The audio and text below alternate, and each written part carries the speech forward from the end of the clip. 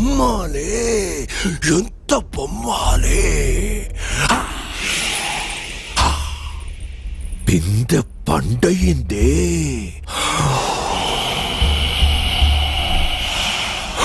అమ్మా బొమ్మాలే, నిన్ను చంపి ముక్కలు ముక్కలు చెయ్యాలని వచ్చానే, కానీ నిన్ను చంపా. 7 సంవత్సరాలు ఆడగాలికి కరువైన ఈ పిశాచికి ఇంత అందాల గుట్ట ఎదురు పడుతుందని నేననుకోలేదు. ఏ బొమ్మాలే, ఆడదానికి ప్రాణం కన్నా మానమే గొప్పది కదూ.